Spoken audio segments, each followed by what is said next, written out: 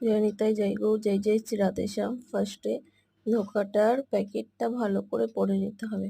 তারপরে একটু গরম জল নিয়ে, যেহেতু আপনি প্যাকেটটা খুলে দেখবেন কতটা আছে, এবার পরিমাণ মতন জল নিয়ে, ওখানে লেখা থাকে কিন্তু একটু বেশিই লাগে জল, তা ওটা ভালো করে ঠান্ডা জলেই গোলাবেন।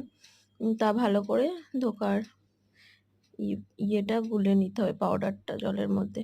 তা ওটা কিছুক্ষণ রেখে দিতে হবে, 5-10 মিনিট রেখে দেবেন একটু। তা আমিও সেটাই করছি। আর অবশ্যই নুন দেবেন, যেহেতু ওখানে লেখাই আছে নুন দেওয়ার কথা। তা আমিও আমার পরিমাণ মতো নুন দিয়ে দিচ্ছি। এবার ওটা ভালো করে গুলে আমি 5-10 মিনিটের জন্য রেখে দেবো। তারপরে এদিকে আমি ওদিকে সবজি বানাতে চলে গেছিলাম, আলু দিয়ে করব তাই।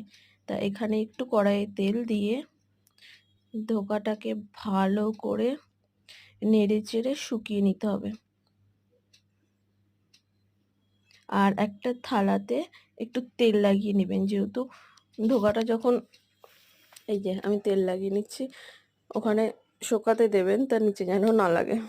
তা এই যে আমার হয়েও গেছে, এরকম শুকিয়ে নিয়ে এরকম করে গোল করে গরম গরমই করে নেবেন। সত্যি ধোকাটা খুব ভালো ছিল।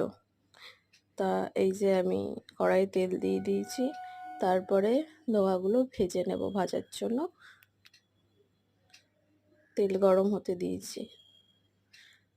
তা আপনারা যদি এরকম ভিডিও দেখতে চান আমার, তাহলে লাইক, কমেন্ট, শেয়ার করে দেবেন।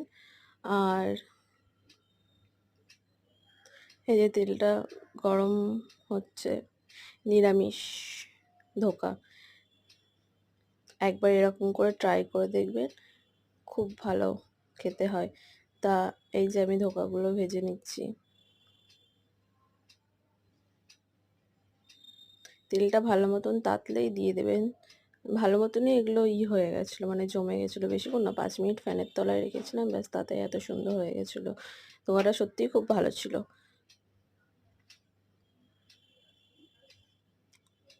এখন কত সুবিধা, পাউডার কিনে নিয়ে এসে তারপরে ধোকা বানিয়ে নাও। তা ওখানে ধোকাগুলো ভাজা হয়ে গেছে আমার। তারপরে এই যে আলু করে নিচ্ছি, আলুটাও ভেজে নিচ্ছি। এবার আলুটা ভাজার পর এবার ধোকাটা কি করে কি মশলা দিচ্ছি সেটা নেক্সট ভিডিওতে দেখাবো।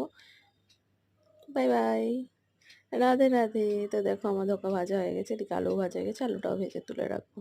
তো পরে ভিডিওতে দেখা হচ্ছে।